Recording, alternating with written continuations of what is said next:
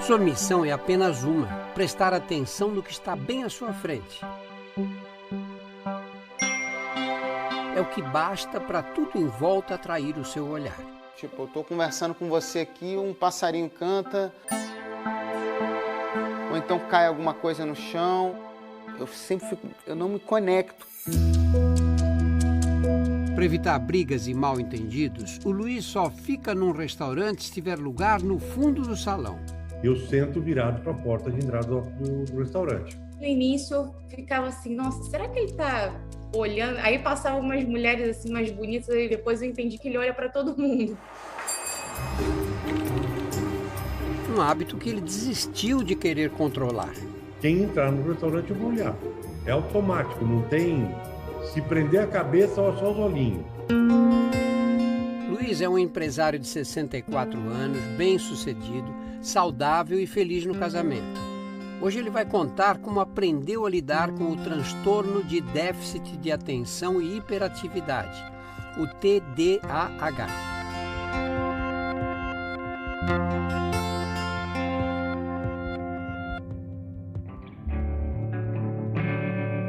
Ao relembrar sua trajetória, o Luiz não tem a menor dúvida. Drauzio, eu tive muita sorte que a minha mãe foi a primeira que diagnosticou TDAH para mim. Logicamente que naquela época não se chamava TDAH. E ela foi ao médico e disse: meu filho tem o bicho carpinteiro. Para a mãe do menino hiperativo, que ainda tinha 6 irmãos, o pediatra, lá atrás, nos anos 60, deu o seguinte conselho: ensine ele, dê atividade, não brigue com ele. Eu praticava 2, 3 esportes simultaneamente. Fiz 2 faculdades ao mesmo tempo.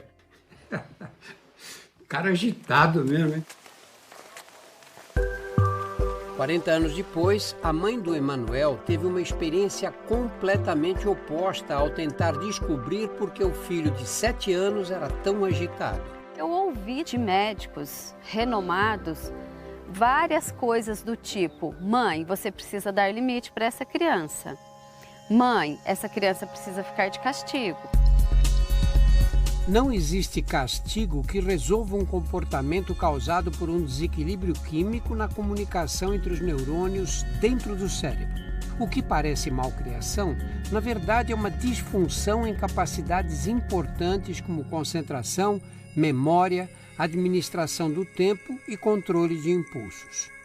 É fundamental que a gente possa buscar profissionais que conheçam o desenvolvimento normal de crianças e adolescentes, conheçam noções de psicopatologia moderna para que ele possa fazer esse diagnóstico. Na 7ª médica, que foi uma psiquiatra infantil, ela realmente nos acolheu, que era o que a gente precisava, né?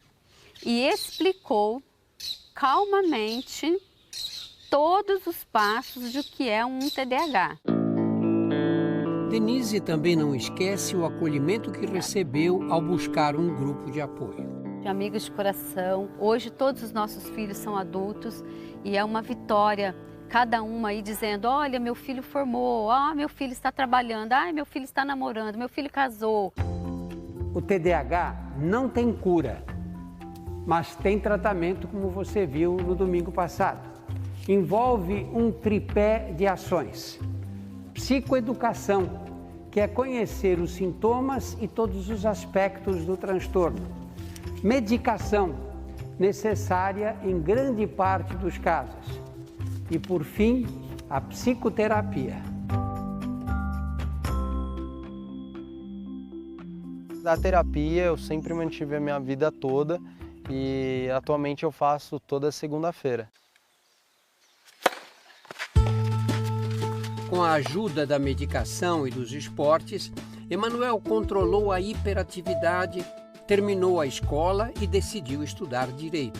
Ele não gostava de ler, como todo desatento, né? Porque começa a ler, se perde, tem que voltar. Para nossa surpresa, ele amou a faculdade e em nenhum momento ele quis desistir da faculdade. Comecei a criar mecanismos principalmente na questão de organização, né, não só de tempo, mas organização, assim, por exemplo, de uma mesa, uma sala de escritório, com a terapia. Méritos da chamada terapia cognitivo-comportamental, que estimula a construção de novos hábitos. A gente ensina habilidades e estratégias para que o paciente possa ser o seu próprio terapeuta. Vamos experimentar em casa, fazer o dever, começando pela matéria que você mais gosta. Abraço! Samuel e Miguel, que vocês conheceram na semana passada, já usam técnicas importantes para não serem vencidos pelas distrações do TDAH. Ele não consegue ficar muito tempo focado. Então, o que eu fiz? Dividi o momento de estudo em partes. Então, ele fica 10 minutos, ele para beber uma água, mais 10. Está sendo mais produtivo para ele está conseguindo reter mais o aprendizado. No caso de crianças um pouquinho mais velhas, pré-adolescentes, a gente usa muito lembretes, frases que ela pode dizer para ela mesma para ajudá-la a modificar o comportamento. Por exemplo, tá acabando a aula, só mais um pouquinho. Eu fiz os cartazes para motivar ele a voltar para o foco. Esse era o principal que estava, era o que eu mais olhava. Ainda não se sabe ao certo o que desencadeia o TDAH. Mas é muito comum que, ao buscarem o diagnóstico para os filhos, os pais sejam surpreendidos com uma revelação. O transtorno de déficit de atenção e hiperatividade tem forte componente genético. Em cerca de metade dos casos, ele estará presente no pai ou na mãe. Eu descobri que tinha TDAH por conta do Samuel. Nossa, eu era muito mais agitada do que o Samuel. Eu tive muita dificuldade para estudar, eu reprovei 3 vezes na escola. Eu terminei o meu ensino médio aos 21 anos. E na família do Miguel, a surpresa foi dupla. Tanto a mãe quanto o pai dele acabaram de ter o diagnóstico confirmado. Gabriela e Marcelo sofriam com o transtorno desde pequenos e nem desconfiavam. Achei que ele era igual eu, acelerado, cheio de energia. Mas eu nunca pensei que era TDAH, não. Nós temos uma dificuldade muito grande com a organização da casa, em cumprir uma rotina dentro de casa. Isso afeta muito. A bagunça afeta a gente, né? Marido e mulher começaram o tratamento imediatamente, com terapia e medicação. Você tem TDAH? Falei assim, não, preciso de uma agenda. Eu saí do consultório, já fui direto na papelaria, comprei a agenda. Eu falei assim, então é por isso que eu não estou dando conta. Então agora, a partir de hoje, eu vou anotar tudo que eu preciso fazer. Deu muito certo com o Max. 10 anos depois do diagnóstico, o tempo não é mais um inimigo. Eu tenho uma agenda que eu cumpro a minha agenda, eu coloco todos os afazeres, né, tipo acordar, limpar o fundo da marcenaria,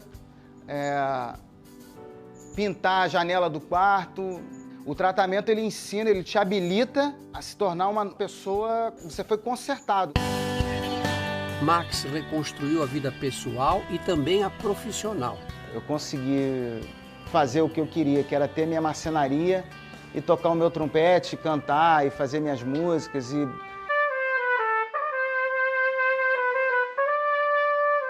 tocar com os músicos que eu gosto, com os meus amigos, que eu sinto prazer, sabe? Que eu sinto vontade em viver, né? Hoje, aos 24 anos, Emanuel está se formando em Direito, mas decidiu se dedicar a outro tipo de trabalho. Viaja para cima e para baixo vendendo carros importados. Um adulto com TDAH, ele tem chances de se dar muito melhor num trabalho que seja mais ativo, animado, diferente, do que um trabalho que seja mais repetitivo e monótono. Eu encontrei uma coisa que eu gosto de fazer, tenho prazer em fazer. Isso porque as atividades que dão prazer estimulam uma região conhecida como centro de recompensa e aumentam a produção de substâncias químicas como a dopamina. Essa descarga de dopamina, então, ajuda o lobo frontal a aguçar o foco, que não funciona direito nas pessoas que têm TDAH. É por isso que as crianças que se distraem para tudo ficam concentradíssimas no videogame. A dopamina liberada pelo jogo corrige momentaneamente o funcionamento do lobo frontal. Manda um sinal se der vontade. Foi assim que o Fiuk, ainda adolescente, descobriu que poderia fazer da música o seu trabalho. No momento que eu vim para a arte, para a música, nossa, me deu uma... Parece que eu encontrei meu rumo, assim. Mas e o Luiz? Hiperativo desde criança, como conseguiu concentração para fazer 2 faculdades e ainda virar empresário no ramo da tecnologia? Se eu simplesmente lesse, eu me perdia na leitura. Então, eu desenvolvi uma técnica própria. Eu lia um parágrafo e fazia um resumo do lado escrito. Que a hora que eu parasse para ler, eu conseguia gravar aquilo que eu estava lendo. Para distrações durante uma reunião, um coringa infalível. Por favor, pode repetir que eu não entendi direito? Se tu disser que tu não está prestando atenção, a pessoa vai ficar chateada. Ainda assim, até ser diagnosticado aos 48 anos, o Luiz passou por poucas e boas. Numa viagem nos Estados Unidos, eu perdi a carteira e o celular. Quando cheguei no hotel, percebi que não tinha nenhum dos dois. Mas depois que eu comecei a usar medicação, melhorou bastante assim, a perda, essas coisas. Estratégia de viagem eu tenho dentro do cofre do hotel um kit sobrevivência. As estratégias funcionam bem, mas não evitam uma derrapada aqui ou ali. Geralmente é lista, mas eu hoje eu não trouxe lista. Hoje eu esqueci. Procurando o caderno de anotação, eu acho que esqueci. Eu lembro que eu tinha alguma coisa para pegar que não era daqui.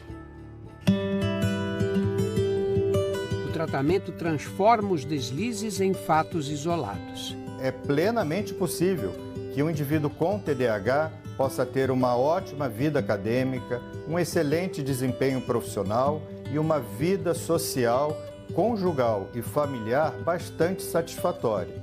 O importante sempre é saber quais são os meus pontos fracos e o que eu posso fazer para administrá-los. Olha, eu estou me surpreendendo comigo, né? Porque eu estou descobrindo uma Ivanise que eu não sabia que eu era, capacidades que eu não sabia que eu tinha. E o Samuel também... Acabou as brigas, acabou as confusões dentro de casa. Ai, que maravilha! Com uma forcinha da família, então... 2 dias antes ela avisa, tá chegando meu aniversário, ó, o aniversário de casamento. Eu acho que a gente pode ajudar a pessoa a se organizar com rotina, com lembretes, assim, sem cobrança, sem irritação. A partir do momento que eu ver que a pessoa tá se irritando com isso, eu já falo, cara, ferrou, porque eu sou assim. Eu já entendi que para eu estar com alguém tem que me amar do jeitinho que eu sou, sabe? Eu tenho TDAH! Eu também tenho TDAH. Um brinca com o outro, um tira sarro dos foras que o outro dá. E a gente é só diferente, não tem problema de ser diferente. Não, agora eu tenho que pegar meu guarda-chuva que eu esqueci. Infelizmente acontece muito. E com todo mundo, Ivanise. Acho que a culpa é do guarda-chuva.